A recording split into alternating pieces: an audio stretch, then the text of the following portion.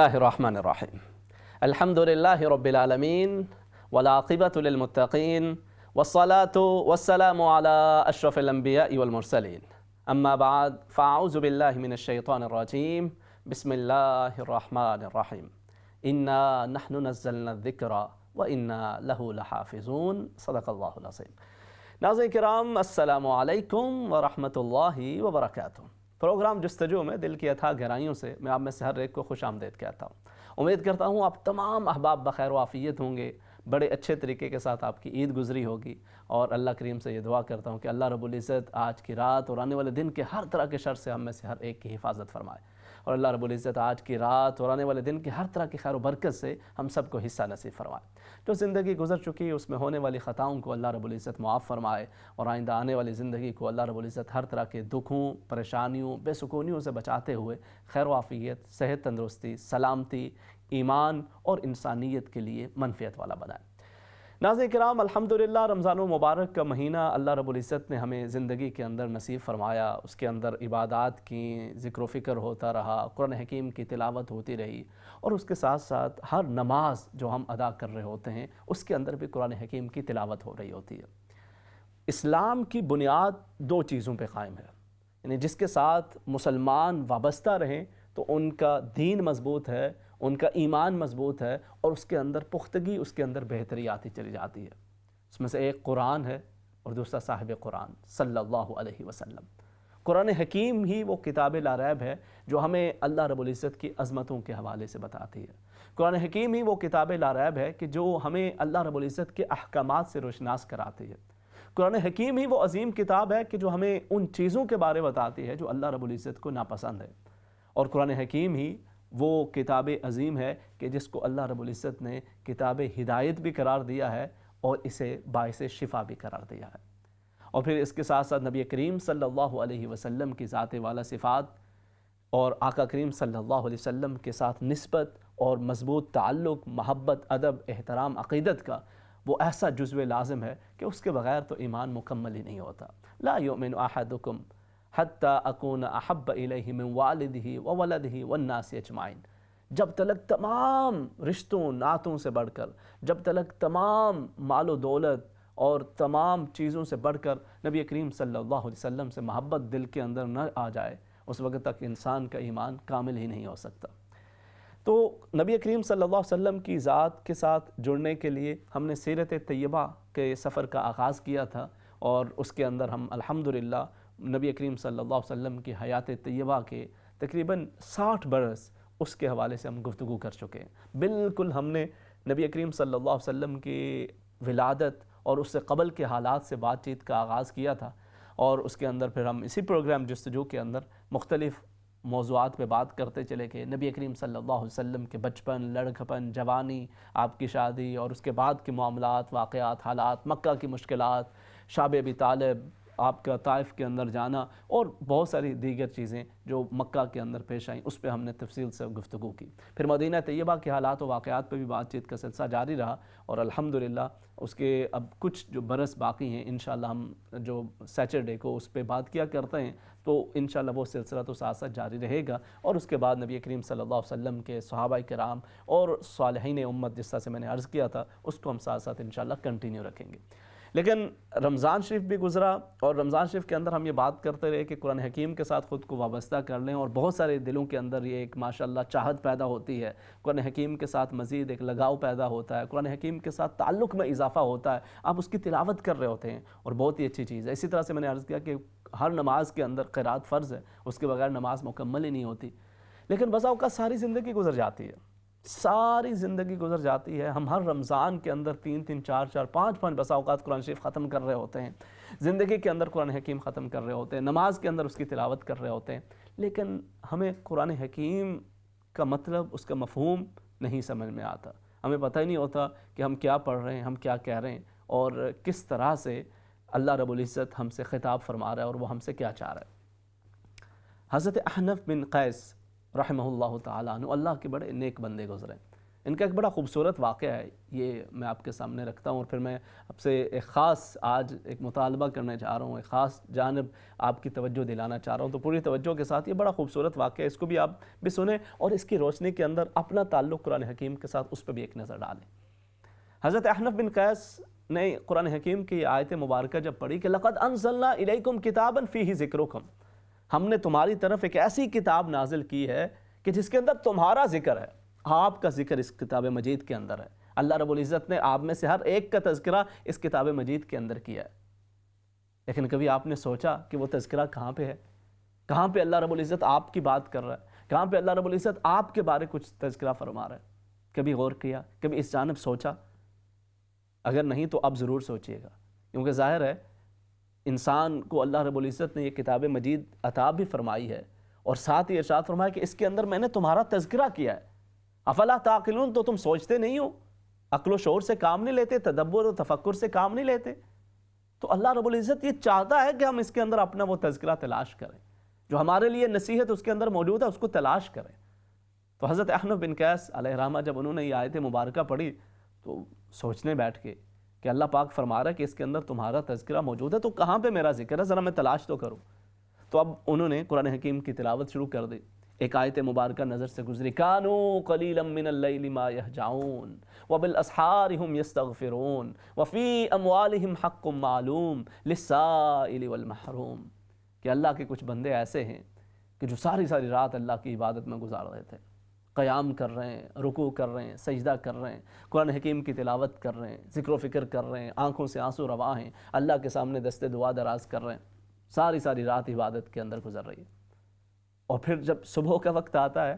تو ایسا نہیں ہے کہ عبادت کی وجہ سے ان کے اندر غرور و تکبر آ چکا ہو کہ میں نے ساری رات اللہ کی عبادت کے اندر گزار دی، میں نے اتنی تسبیحات پڑھی ہیں، اتنے اذکار کیے، اتنے قرآن حکیم کی سورہ مبارکہ کی تلاوت کر لیے، نہیں۔ وبالاسحار هم یستغفرون، جب سحری کا وقت آتا ہے،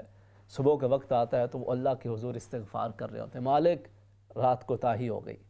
میرے اعمال جس طرح کے ہونے چاہیے تھے ویسے نہیں ہیں، الہ العالمین تو معاف فرما دینا۔ ان کی سحری استغفار، رات عبادت کے اندر اور سحری استغفار کے اندر گزر رہی ہوتی ہے، اور پھر ان کے مالوں کے اندر خاص حصہ ہوتا ہے سائل کے لیے، محروم کے لیے۔ عرض کیا باری تعالیٰ، یہ تو بڑے عظیم لوگ ہیں جن کی ساری ساری رات عبادت میں گزرے، سحر استغفار میں گزرے، دن روزے میں گزرے، دن عبادت کے اندر گزر رہا ہو، مال اللہ کی راہ کے اندر ہر طرف لوٹاتے چلے جا رہے ہیں، تو بڑے عظیم لوگ ہیں، میں تو ان میں نظر نہیں آتا۔ تو مزید آگے تلاوت شروع کر دے، پھر فرمایا تتجافى جنوبهم عن المضاجع يدعون ربهم خوفا وطمعا ومما رزقناهم ينفقون۔ مزید کچھ لوگوں کا تذکرہ کہ ان کی رات تو بستر پر ان کے پہلو لگتے ہی نہیں ہیں، ان کی پیٹھ بستر پر لگتی نہیں ہے، ساری ساری رات وہ قیام کے اندر گزار رہے ہوتے ہیں، اور روتے ہوئے اللہ کے حضور گڑ گڑاتے ہوئے، خوف کے ساتھ، لالچ کے ساتھ، اس کی رحمت کی لالچ، اس کے عذاب کا خوف، اسی کے اندر وہ رب کو پکار رہے ہوتے ہیں، اس سے دعائیں مانگ رہے ہوتے ہیں، اور اسی میں ان کی رات گزر جاتی ہے۔ حضرت سیدتنا فاطمہ الزہرا رضی اللہ تعالی عنہ جب رات اللہ کے حضور سجدہ ریز ہوتی تو یوں محسوس ہوتا کہ ساری رات گزرتے ہوئے پتہ ہی نہ چلا، جیسے چند لمحے گزرے ہوں۔ تو اتنے میں صبح کی اذان شروع ہو جاتی، تو آپ سجدے سے سر اٹھاتے ہیں اور عرض کرتے ہیں باری تعالیٰ اتنی مختصر رات کہ میں جی بھر کے ایک سجدہ بھی نہ کر سکی۔ اس کیفیت کو آج ہم محسوس کر سکتے ہیں۔ آپ کہیں گے یہ کس طرح سے ممکن ہے؟ وہ لوگ کہ جن کو گیمنگ کا شوق ہوتا ہے، وہ بیٹھتے ہیں گیم کھیلنے کے لیے، وقت گزرا پتہ ہی نہیں چلا۔ جن کو سوشل میڈیا کی لت پڑ جائے، عادت پڑ جائے، وقت گزرا پتہ ہی نہیں چلا۔ اتنے گھنٹے گزر کے میں یوں محسوس ہوتا ہے 5 منٹ بھی نہ گزرے ہوں۔ ان کا قرآن حکیم کے ساتھ اس طرح کا تعلق تھا، ان کا سجدوں کے ساتھ اس طرح کا تعلق تھا، ان کا عبادت کے ساتھ اس طرح کا تعلق تھا کہ گھنٹے گزر جاتے، یوں محسوس ہوتا کہ چند لمحے، چند منٹس گزرے ہیں۔ تو اس طرح سے ان کی راتیں گزر رہی ہیں۔ تو عرض کیا باری تعالیٰ ان میں بھی میرا تو کہیں ذکر نہیں ملتا، وہ بڑے عظیم لوگ ہیں۔ پھر آگے کچھ مزید لوگوں کا تذکرہ بڑھا، والذین ينفقون فی السراء والضراء والکاظمین الغیظ والعافین عن الناس واللہ یحب المحسنین۔ یہ وہ لوگ ہیں کہ جو ہر حال میں اللہ کے راہ کے اندر خرچ کر رہے ہوتے ہیں، تنگ دستی ہے، حالات اچھے ہیں، برے ہیں، ہر حال کے اندر اپنے رب کی رضا کے لیے خرچ کر رہے ہیں، ظاہراً بھی خفیہ بھی، ہر حال کے اندر اپنے رب کے حضور خرچ بھی کر رہے ہیں، اور اس کے ساتھ ساتھ کیا ہے والکاظمین الغیظ، اپنے غصے کو پی جانے والے، والعافین عن الناس، لوگوں کو معاف کر دینے والے ہیں، واللہ یحب المحسنین، اللہ پاک ایسے لوگوں سے بڑی محبت کیا کرتا ہے جن کے اندر یہ ساری خصلتیں آ جائیں۔ حضرت احنف بن قیس علیہ رحمہ نے عرض کیا باری تعالیٰ یہ بڑے عظیم لوگ ہیں کہ جن کو اپنے ذات پر اتنا کنٹرول ہے، جو اپنے غصے کو اس طرح سے پی جانے والے ہیں، جو پھر اس طرح سے تیری راہ کے اندر لٹانے والے ہیں کہ جن کو فقر کا کوئی شائبہ تک نہیں ہوتا، کوئی خوف دل کے اندر لاحق نہیں ہوتا، بس تیری محبت کے اندر لٹاتے چلے جاتے ہیں، لوگوں کو معاف کرتے چلے جاتے ہیں۔ احسان کی عبادت کا وہ اعلیٰ درجہ ان کو حاصل ہے کہ جس کے اندر اس کی حالت یہ ہو کہ ان تعبد اللہ کأنک تراہ، کہ جیسے آپ رب کی عبادت اس طرح سے کر رہے ہوں کہ آپ اسے دیکھ رہے ہوں، اگر یہ نہیں تو کم سے کم جیسے وہ آپ کو دیکھ رہے ہیں، یہ احساس ان کے دلوں کے اندر ہوتا ہے۔ اس کے باری تعالیٰ ان میں تو کہیں میں نظر نہیں آ رہا۔ تو پھر مزید آیات مبارکہ کی تلاوت جاری رکھی۔ آگے ایک آیت مبارکہ سامنے، انہم کانوا اذا قیل لهم لا الہ الا اللہ یستکبرون ویقولون انا لتارکو آلہتنا لشاعر مجنون، کہ جب ان سے یہ کہا جاتا ہے کہ اللہ کے سوا اور کوئی معبود نہیں ہے تو وہ تکبر پہ اتر آتے ہیں، وہ اکڑ دکھاتے ہیں، غرور و تکبر کرتے ہیں، اور وہ کہتے ہیں کہ ہم اپنے معبودوں کو ایک شاعر مجنون کے لیے معاذ اللہ اس کی باتوں میں آ کر ہم اپنے خداؤں کو چھوڑ دیں۔ جب اللہ کی آیات آئیں چاہیے تو یہ کہ ان کے دل لرز جائیں، وہ اللہ کے حضور سجدہ ریز ہو جائیں، ان کے بدن پہ لرزہ طاری ہو، ان کے اندر عاجزی و انکساری پیدا ہو، اس کے بجائے وہ مزید غرور و تکبر کا شکار ہو جاتے ہیں، وہ اللہ رب العزت کی نافرمانیوں پہ مزید اترتے چلے آتے ہیں، اور ساتھ ساتھ وہ نبی کریم صلی اللہ علیہ وسلم کی ایک طرح سے معاذ اللہ توہین کرتے چلے آ رہے ہیں، بلکہ اس کے اندر بڑی واضح توہین کہ آپ کو مختلف القابات دیے جا رہے ہیں، لشاعر، مجنون، اور معاذ اللہ مختلف اس طرح کے الفاظ۔ عرض کے باری تعالیٰ اللہ رب العزت ایسے لوگوں سے بچائے، اگرچہ میں اس اعلیٰ لیول پہ نہیں ہوں لیکن میں اتنا گرا ہوا بھی نہیں ہوں کہ تیری آیات مبارکہ کا تذکرہ آئے اور میرے اندر غرور و تکبر پیدا ہو۔ الہ العالمین میں تو ان میں بھی نہیں ہوں۔ مزید اگلی آیت مبارکہ آئے، وَإِذَا ذُكِرَ اللَّهُ وَحْدَهُ اشْمَأَزَّتْ قُلُوبُ الَّذِينَ لَا يُؤْمِنُونَ بِالْآخِرَةِ وَإِذَا ذُكِرَ الَّذِينَ مِن دُونِهِ إِذَا هُمْ يَسْتَبْشِرُونَ، جب فقط اللہ کا تذکرہ آتا ہے، جب اس کی عظمتوں کی بات آتی ہے، قُلْ هُوَ اللَّهُ أَحَدٌ اللَّهُ الصَّمَدُ لم يلد ولم يولد ولم يكن له كفوا احد هو الله الذي لا اله الا هو عالم الغيب والشهاده هو الرحمن الرحيم هو الله الذي لا اله الا هو الملك القدوس السلام المؤمن المهيمن العزيز الجبار المتكبر الخالق الباري المصور الغفار القهار الوهاب الرزاق الفتاح العلیم القابض الباسط الخافض الرافع المعز المذل السمیع البصیر الحکم العدل اللطیف الخبیر۔ جب اس کی عظمتوں کی بات آتی ہے تو اس کی عظمتوں کی بات سن کر ان کے دل مرجھا جاتے ہیں، ان کے چہرے پھیکے پڑ جاتے ہیں، اور وَإِذَا ذُكِرَ الَّذِينَ مِن دُونِهِ إِذَا هُمْ يَسْتَبْشِرُونَ، کسی اور کی بات کرو تو بڑے خوشی کے ساتھ یہ کہتے ہیں بس باتیں چلتی رہیں، اور ان کے دل بھی اس کے ساتھ خوش ہیں، چہروں پہ بھی مسکراہٹیں بکھرنی ہیں، اور گھنٹوں اپنے آباء و اجداد کا تذکرہ سننے کے لیے تیار ہیں، اپنے آباء و اجداد کی بات کرنے کے لیے تیار ہیں، اپنے کاروبار کی بات کرنے کے لیے تیار ہیں، اپنے معبودان باطلہ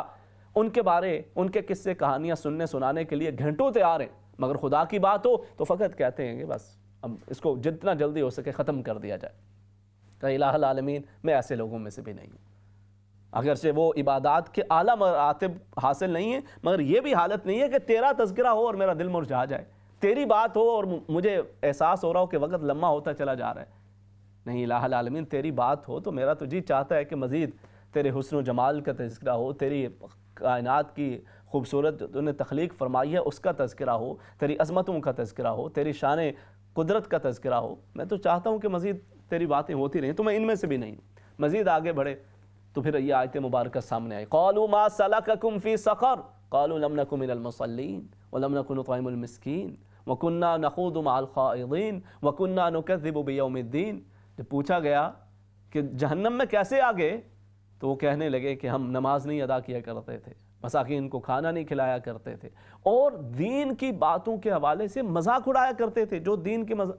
بات کرتے ہوئے کو مذاق اڑاتے تو ہم ان کے ساتھ مل جایا کرتے تھے۔ بھئی یہ کس نے دیکھی ہے جنت جہنم؟ یہ 4 دن کی زندگی ہے، YOLO you only live once, چل مین، انجوائے کرو اپنی زندگی کو۔ یہ تم کس راستے پہ چل پڑے ہو؟ یہ کیسی بات ہے کہ یہ بھی نہیں کرنا، وہ بھی نہیں کرنا، یہ عبادات کرنی ہے، یہ اذکار کرنے ہیں، یہ نیکی کے کام کرنے ہیں؟ اس کی کیا ضرورت پڑی ہوئی؟ انجوائے کرو اپنی زندگی کو۔ الہ العالمین میں ان میں سے بھی نہیں ہوں۔ حضرت احنف بن قیس نے اللہ کے حضور عرض کیا کہ باری تعالیٰ میں ان میں سے بھی نہیں ہوں، مجھے تو ان کے اندر بھی اپنا آپ نظر نہیں آتا۔ پھر مزید آگے قرآن حکیم کی تلاوت کرتے چلے گئے تو آیت مبارکہ سامنے آئی، وآخرون اعترفوا بذنوبہم خلطوا عملا صالحا وآخر سیئا عسى اللہ ان یتوب علیہم، کہ کچھ ایسے بھی لوگ ہیں کہ جو نیک اعمال بھی کرتے ہیں مگر ساتھ غلطیاں بھی ان سے سرزد ہو جاتی ہیں، وہ ساتھ کچھ گناہ بھی کر دیتے ہیں، لیکن وہ اپنے رب کے حضور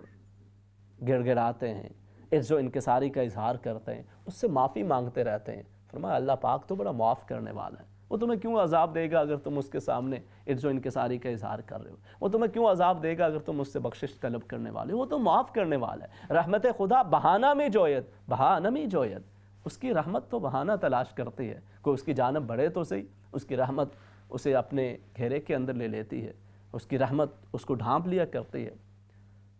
تو جب یہ آیت مبارکہ پڑھی تو عرض کیا کہ باری تعالیٰ میری تو یہی حالت ہے، نیکیوں کی بھی کوشش ہوتی ہے، ساتھ ساتھ غلطیاں بھی سرزد ہو جاتی ہیں۔ الہ العالمین تیری رحمت کی طلب ہے، اے میرے مالک تیری بخشش کا طلبگار ہوں، اور تجھ سے یہی امید ہے کہ تو بخش و مغفرت فرما لے گا۔ اور پھر عرض کیا کہ باری تعالیٰ تمام تعریفیں تیرے لیے کہ تو نے میرے جیسے بندے کا تذکرہ بھی قرآن حکیم کے اندر کر دیا۔ تو اس طرح سے وہ قرآن حکیم کی تلاوت کیا کرتے تھے کہ جب وہ قرآن کی تلاوت کریں، یہ کتاب جو اللہ رب العزت نے میرے آپ کے لیے نازل کی ہے اور جس کے اندر فرمایا کہ تمہارا اس کے اندر تذکرہ ہے، تو جب اس کی تلاوت ہو تو انسان یہ تلاش میں لگا رہے کہ کہاں پر میرا تذکرہ موجود ہے۔ کہیں پر کوئی ایسی آیت مبارکہ اگر گزرے کہ جس کے اندر شراب نوشی کے حوالے سے بات ہو رہی ہے تو مجھے احساس ہو اگر میں اس کے اندر مبتلا ہوں تو یہ میرے حوالے سے بات ہو رہی ہے، مجھے کیا کرنا ہے، مجھے اس پہ غور کرنا چاہیے۔ اگر کہیں پر والدین کی دل آزاری کی بات ہو رہی ہے اور ان کے حقوق کو پامال نہ کرنے کی تلقین کی جا رہی ہے اور میں اس کے اندر ملوث ہوں، تو میں جب اس کی تلاوت کروں تو میرے دل کے اندر احساس ہو کہ یہ میرا رب جس نے مجھے پیدا کیا ہے، وہ رب جو علی کل شیء قدیر ہے، یہ مجھ سے بات کر رہا ہے، یہ مجھے یہ فرما رہا ہے۔ تو اس طرح سے جب آپ اس کی تلاوت کرتے ہیں تو آپ کا تعلق قرآن حکیم کے ساتھ مضبوط ہو جاتا ہے۔ وہ جو احادیث مبارکہ ہے نا قرآن حکیم کی عظمت کے حوالے سے، تو اس کے لیے یہ ضروری نہیں ہے۔ ہمیشہ جب عظمت قرآن کے حوالے سے بات کی جاتی ہے اور قرآن حکیم کے ساتھ تعلق کو بنانے کی بات کی جاتی ہے تو ہر مسلمان کے ذہن میں خواہش پیدا ہوتی ہے کہ کاش میں نے بھی حفظ کر لیا ہوتا، کاش میں نے بھی قرآن حکیم کے ساتھ اپنے تعلق کو مضبوط کر لیا ہوتا تو مجھے بھی یہ بشارتیں مل جاتی کہ جس کے بارے نبی کریم صلی اللہ علیہ وسلم نے فرمایا کہ یقال لصاحب القرآن اقرأ وارتقی ورتل کما کنت ترتل فی الدنیا فإن منزلتک عند آخر آیت تقرأها، یا کہیں پر اللہ رب العزت نے کہ حبیب کریم صلی اللہ علیہ وسلم نے فرمایا کہ اقرأ القرآن فإنه یأتی یوم القیامت شفیعا لأصحابہ، کہ قرآن حکیم کے ساتھ اپنے تعلق کو مضبوط رکھو، قرآن حکیم کی تلاوت کیا کرو کہ یہ روز حشر تمہاری سفارش کرے گا۔ یا کہیں پر اللہ رب العزت نے یہ ارشاد فرمایا کہ جو قرآن حکیم کو پڑھتا ہے، من قرأ القرآن، جو قرآن حکیم کو پڑھتا ہے اور اس کے حلال کو حلال جانتا ہے، حل حلالہ، جو اس کے حلال کو حلال جانتا ہے، حرام کو حرام جانتا ہے، تو اللہ رب العزت نہ صرف یہ کہ اس کی بخشش فرمائے گا بلکہ اس کی سفارش اس کے اہل خانہ میں سے کئی ایسے لوگوں کے حق میں قبول کرے گا کہ جن پہ جہنم کی آگ واجب ہو چکی ہو۔ تو دل کے اندر احساس پیدا ہوتا ہے کہ کاش مجھے بھی کوئی اس طرح کا تعلق قرآن کے ساتھ نصیب ہو جائے۔ تو ناظرین کرام، یہ آج کے اس دور کی جس کے اندر اللہ رب العزت نے ہمیں پیدا فرمایا ہے، یہ اس دور کی ہمارے لیے ایک رحمت ہے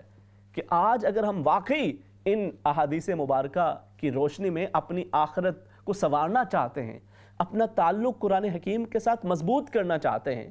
تو پھر آج ہمارے پاس یہ سہولت موجود ہے کہ ہمیں اگر اپنی مصروفیات کی وجہ سے گھر سے نکل کر کسی مدرسہ، کسی ادارے، کسی دارالعلوم، کسی مکتب کے اندر جا کر بیٹھنے کا موقع نہیں مل رہا، تو گھر کے اندر بیٹھ کر ہمیں قرآن حکیم کو سمجھنے کا موقع حاصل ہو رہا ہے، قرآن حکیم کے ساتھ اپنے تعلق کو مضبوط کرنے کا موقع حاصل ہو رہا ہے، اور اسی کا انشاءاللہ ہم اپنے اس پروگرام جستجو کے اندر آغاز کرنے جا رہے ہیں۔ ہفتے میں ایک دن انشاءاللہ، اور لائکلی جمعے کے دن انشاءاللہ ہماری یہی کوشش ہوگی کہ ابھی رمضان شریف گزرا ہے تو اس رمضان شریف سے لے کر اگلے رمضان تک میں بالکل آغاز سے انشاءاللہ شروع کروں گا سورہ فاتحہ سے، اور اس کی آیات مبارکہ کیا ہم سے کہہ رہی ہیں، کیا مطالبہ کر رہی ہیں، سیدھی سادھی زبان کے اندر، سیدھے سادھے الفاظ کے اندر اس کا مفہوم کیا ہے، ہمارے لیے رہنمائی کیا ہے، وہ میں ساتھ ساتھ بیان کرتا چلا جاؤں گا۔ اور میں یہ چاہتا ہوں کہ آپ یہ نیت کریں بالکل آغاز سے ہی، کیونکہ ماشاءاللہ آپ وہ لوگ ہیں کہ جو دین سے محبت کرنے والے ہیں اور اسی وجہ سے اسلام چینل کو دیکھ رہے ہوتے ہیں، پروگرامز کے اندر شامل ہو رہے ہوتے ہیں، تو آپ ایک سٹیپ آگے بڑھ کے، ایک ہوتا ہے کہ فقط سننا اور بھول جانا، فراموش کر دینا، الحمدللہ آپ دین کی بات سنتے ہیں، اس کا بھی آپ کو ایک اجر ثواب ملتا ہے، لیکن آپ اس نیت کے ساتھ اس کے اندر اب شامل ہوں، اس ارادے کے ساتھ کہ یہ آپ کی ہر روز کی ایک یہ کلاس ہوگی انشاءاللہ، کہ جس کے اندر آپ قرآن حکیم کو سمجھ رہے ہوں گے۔ جہاں پہ ہم نے سیرت کی کلاس کا آغاز کیا تھا، الحمدللہ آپ لوگ اس کے اندر ساتھ ساتھ چلتے رہے، اور وہ سلسلہ جاری رہے گا، صالحین امت ان کا تذکرہ، صالحات امت ان کا تذکرہ، وہ ساتھ ساتھ جاری رہے گا۔ مگر اسی طرح سے قرآن حکیم کے ساتھ ہم نے جو اپنا تعلق مضبوط کرنا ہے، تو اس کو آپ اس طرح سے لیں۔ اگر آپ کو وقت اجازت دیتا ہے، مزید آسانی ہو، آپ اپنی ایک نوٹ بک بالکل ایسی رکھ لیں کہ جو قرآن حکیم کے ان تعلیمات کے حوالے سے آپ کے پاس موجود ہو۔ آپ ایک ایک لیسن اس کو ساتھ ساتھ نوٹ کر لیں، اس کو محفوظ کر لیں، اور اس طرح سے انشاءاللہ قرآن کے ساتھ آپ کا یہ تعلق مضبوط ہوگا، اور آپ قرآن حکیم کے صاحب، جس کے لیے نبی کریم صلی اللہ علیہ وسلم نے وہ ارشاد فرمایا نا کہ اہل القرآن، فرمایا کہ جو اللہ والے ہیں۔ عرض کیا یا رسول اللہ صلی اللہ علیہ وسلم یہ اللہ والے کون ہیں؟ فرمایا اہل القرآن، جو قرآن والے ہیں، جو قرآن کے ساتھ اپنے تعلق کو مضبوط رکھتے ہیں، جو قرآن سے محبت کرنے والے ہیں، جو قرآن کو سمجھنے والے ہیں، سمجھانے والے ہیں، اس پہ عمل کرنے کی کوشش کرنے والے ہیں۔ فرمایا یہی اہل اللہ ہے، یہی اللہ والے ہیں، اور اللہ رب العزت ان کے اوپر اپنا خاص انعام فرما رہا ہوتا ہے۔ تو جب آپ یہ نیت کر کے باقاعدہ، چونکہ ایک ہے کہ ایک روٹین کا پروگرام چل رہا اور ایک ہے کہ آپ نیت اس حوالے سے کر لیتے ہیں کہ میں نے قرآن حکیم کے ساتھ اپنے اس تعلق کو مضبوط بنانے کے لیے یہ جو اپورچونٹی مجھے مل رہی ہے، اس سے میں نے بھرپور فائدہ اٹھانا ہے۔ یعنی ظاہر ہے کہ میں آپ کے سامنے جب انشاءاللہ یہ تذکرہ کر رہا ہوں گا تو میں نے مختلف عربی، فارسی، اردو، انگلش، مختلف جو تفاسیر کی کتب ہیں، وہ اس سے جو مختلف چیزیں ہیں وہ بھی سامنے رکھنی ہیں، اور ساتھ آج کی جو ہماری سوسائٹی کی جو ضروریات ہیں ان کو بھی سامنے رکھتے ہوئے اس کے حوالے سے جو حل موجود ہے قرآن حکیم کا، وہ بھی آپ کے سامنے رکھنا۔ تو بہت ساری چیزیں انشاءاللہ آپ کو ساتھ سیکھنے کو مل رہی ہوں گی، ساتھ اس کے اندر رہنمائی مل رہی ہوگی۔ حضرت سیدنا علی المرتضیٰ رضی اللہ تعالیٰ عنہ حضور کی خدمت میں موجود تھے، تو نبی کریم صلی اللہ علیہ وسلم نے آخر دور کے فتنوں کا تذکرہ کیا کہ جس کے اندر یہ فلاں فلاں فتنے ہوں گے۔ تو حضرت علی المرتضیٰ رضی اللہ تعالیٰ عنہ نے عرض کیا کہ یا رسول اللہ صلی اللہ علیہ وسلم ما المخرج منہا، تو جب وہ فتنوں کا دور ہوگا، ہر طرف فتنے بپا ہو رہے ہوں گے اور انسان کو ایمان بچانا مشکل نظر آ رہا ہوگا، تو اس وقت ان فتنوں سے بچاؤ کا ذریعہ کیا ہوگا؟ فرمایا کتاب اللہ، اللہ رب العزت کی کتاب، وہ اللہ کی کتاب کہ جس کے اندر پہلوں کی خبریں تمہارے پاس ہیں اور آئندہ آنے والی چیزوں کے حوالے سے رہنمائی تمہارے پاس موجود ہے، اور جو تمہارے معاملات ہیں ان کے حوالے سے قرآن کے اندر اللہ رب العزت نے صاف صاف رہنمائی تمہارے لیے واضح کر دیا۔ تو جو اس کے ساتھ اپنے تعلق کو مضبوط کر لے گا، اللہ رب العزت اسے اس فتنوں کے شر سے محفوظ کر لے گا۔ تو اس لیے ایک طرف تو قرآن حکیم کے ساتھ جڑنے کا یہ طریقہ، دیکھیں نا، ایک تو یہ ہے کہ آپ اس کتاب مجید کو عرصہ دراز سے پڑھ رہے ہیں اور اس کی نماز کے اندر تلاوت بھی کر رہے ہیں، اس کے ساتھ ساتھ آپ قرآن حکیم کا دور کرتے ہیں، جب رمضان شریف کا مہینہ آتا ہے اس کو آپ بار بار اس کی تلاوت کر رہے ہیں۔ الحمدللہ تلاوت کے اپنے فوائد و ثمرات موجود ہیں، لیکن آخر ایک یہ حق بھی تو اس قرآن حکیم کا ہے کہ اس کو سمجھا جائے اور یہ دیکھا جائے کہ آخر رب تعالیٰ نے جو کتاب میری آپ کی ہدایت کے لیے نازل کی ہے، وہ رب تعالیٰ جو خالق و مالک ہے، اس نے جو خاص طور پر ہماری ہدایت کے لیے نازل کی ہے، تو اس کے اندر میرے لیے سبق کیا ہے، اور اس کے لیے پھر میں ایفرٹ کروں۔ اگر مجھے یہ ایک اپورچونٹی اسلام چینل اردو کے ذریعے یہ حاصل ہو رہی ہے کہ جس میں میں اپنے گھر کے اندر بیٹھ کر اس قرآن حکیم کو سمجھ سکتی ہوں کہ جس کو حاصل کرنے کے لیے ہمیں مدارس کے اندر 10 12 سال لگانے پڑے، مختلف تفاسیر کو پڑھنا پڑا، اور مختلف اداروں کے اندر مختلف جگہوں کے اوپر جا کر اس کو حاصل کرنا پڑا، اور آپ کو اپنے گھر کے اندر بیٹھے ہوئے حاصل ہو رہا ہے، تو یہ ایک بہت بڑی سعادت کی بات ہے۔ تو اس سعادت کو حاصل کرنا یہ خوش نصیبی ہے، تو لیکن اس کے لیے اسی طرح سے ایفرٹ بنانا، اس کے لیے ایک ارادہ کرنا، نیت کرنا کہ میں نے انشاءاللہ اس کے ساتھ ریگولرلی اس قرآن کے اس لیسن کو، قرآن کے اس تفہیم کے اس کلاس کو اپنے معمول کا ایک حصہ بنانا ہے، کہ تاکہ یہ جو تفہیم القرآن کا سلسلہ ہے، قرآن حکیم کو سمجھنے کا سلسلہ ہے، قرآن حکیم کے ساتھ جڑنے کا سلسلہ ہے، یہ میری زندگی کا ایک حصہ بن جائے۔ اس کی ایک اور بڑا فائدہ یہ ہوتا ہے کہ نبی کریم صلی اللہ علیہ وسلم نے ارشاد فرمایا کہ جو شخص قرآن حکیم کو سیکھنا شروع کرتے ہیں، یہ سمجھنے کی آپ ایفرٹ کرتے ہیں، اس کے ساتھ اپنے اس تعلق کو مضبوط بنانے کی کوشش کرتے ہیں، یہ چیز آپ کو قرآن کے قریب لے جاتی ہے۔ فرمایا جو اس سلسلے کا آغاز کر دے اور اسی دوران اس کا انتقال ہو جاتا ہے، انسان کو پتہ نہیں ہے، آپ عمر کے کسی بھی حصے کے اندر جوان ہیں یا ذرا بڑی عمر کے ہیں، لیکن آپ نے قرآن حکیم کے ساتھ اپنے اس تعلق کو مضبوط بنا لیا. فرمایا کہ اب اس حالت کے اندر وہ اس دنیا سے چلا جائے تو کیا ہوگا؟ فرمایا اللہ رب العزت قبر کے اندر فرشتے اس کی تعلیم کے لیے مقرر فرما دیں گے کہ جو اس کی باقی تعلیم کو مکمل اس کے لیے کرائیں گے. تو جب وہ اسی صورت میں ممکن ہوتا ہے کہ جب آپ اس کا باقاعدہ ارادہ کرتے ہیں اور ایک اس نیت کے ساتھ کیجئے جیسے میری ایک کلاس ہے قرآن حکیم کو سمجھنے کی، اس کو میں نے اس طرح سے لے کے چلنا ہے. جہاں پر قرآن حکیم کے ساتھ جڑنے کے، اس کو سمجھنے کے، سمجھانے کے، اس پہ عمل کرنے کے یہ تمام فضائل بھی ہیں، وہیں پر ساتھ یہ بھی چیز ہے کہ فرمایا وقال الرسول یا ربی ان قوم اتخذوا هذا القرآن مہجورا، کہ روز حشر اللہ کے نبی اللہ کے حضور جو ایک ہی شکایت جو قرآن کے اندر ذکر کی گئی ہے وہ یہ ہے کہ اللہ رب العزت سے عرض کریں گے کہ اے باری تعالیٰ میری اس قوم نے قرآن کو چھوڑ دیا تھا، ان کے پاس میں یہ کتاب مجید یہ تیرا کلام چھوڑ کے گیا تھا، وہ کتاب مجید کہ جس کی ہدایت بڑی واضح ہے، جس کے بارے تو نے ارشاد فرمایا کہ ذالک الکتاب لا ریب فیہ، کہ جس کے اندر شک کی ذرا بھی گنجائش نہیں ہے، تنزیل من الرحمن الرحیم، جو رحمان رحیم کی طرف سے نازل کیا گیا ہے، کتاب فصلت آیاتہ قرآنا عربیا لقوم یعقلون، کہ جس کی آیات کو بڑی تفصیل کے ساتھ بیان کر دیا گیا ہے عقل مند لوگوں کے لیے، اس کے اندر بڑی وضاحت کے ساتھ چیزیں بیان کر دی گئی ہیں. اس کتاب کو جو تیرا پیغام تھا جو مجھ پر تو نے بھیجا اور میں ان کے پاس چھوڑ کے گیا تھا، انہوں نے اس کو ترک کر دیا تھا، پس پش ڈال دیا تھا. تو جب اللہ کے حبیب کریم صلی اللہ علیہ وسلم جس کے لیے یہ شکایت اللہ کے حضور کر دیں گے، اس نے چاہے کتنے دیگر اعمال صالحہ کر رکھے ہوں، یہ قرآن کے ساتھ اس کے تعلق کی کمزوری اس کے لیے وبال بن سکتی ہے. اللہ رب العزت ہمیں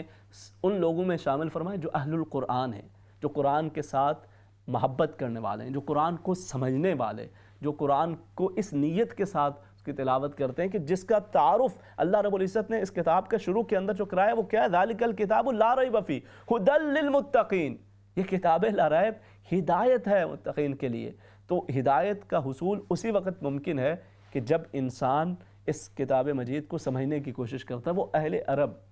کہ جنہیں اپنی فصاحت و بلاغت پہ بڑا ناز تھا، جب ان کے سامنے یہ قرآن حکیم کی آیات مبارکہ آئیں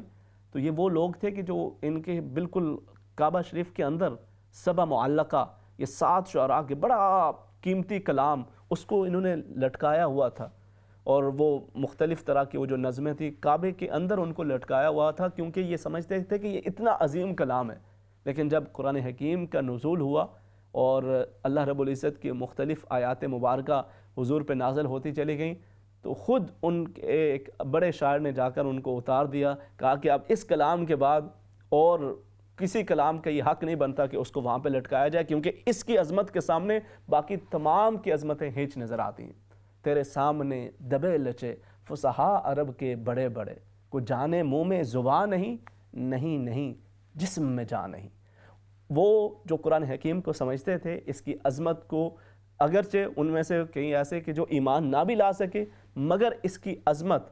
کو اور اس کی اندر جو اللہ رب العزت نے جس فصاحت و بلاغت کا اظہار فرمایا ہے اس کو سمجھ کر انہوں نے اپنی شاعری ترک کر دی، اور بعد کے اندر اللہ رب العزت نے انہیں ایمان کی دولت سے بھی سرفراز فرمایا. تو ہمیں الحمدللہ اللہ رب العزت نے ایک مسلمان گھرانے کے اندر پیدا کیا، بچپن سے ہم قرآن حکیم پڑھتے چلے آ رہے ہیں. اب ہم نے یہ نیت کرنی ہے کہ ہمیں اسے سمجھنا بھی ہے، تاکہ جب ہم اللہ کے حضور حاضر ہوں تو یہ عرض کر سکیں کہ باری تعالیٰ عمر کے جس بھی حصے کے اندر ہمیں احساس پیدا ہوا، ہمیں موقع ملا، ہم نے ایفرٹ کر کے، کوشش کر کے تیری اس کتاب مجید کو سمجھا، اور اس کے لیے ہم کوشش کرتے رہے، وقت نکالتے رہے. الہ العالمین اس کی برکت سے ہماری بخش و مغفرت فرما، اور یقیناً پھر قرآن حکیم کی سفارش اس بندے کے حق کے اندر اللہ رب العزت قبول فرما کر اس کی بخشش کا اہتمام فرمائے گا. اللہ رب العزت ہم سب کو قرآن حکیم کو سمجھنے سمجھانے کی توفیق عطا فرمائے. آمین بجاہ النبی الامین، وآخر دعوانا ان الحمد للہ رب العالمین.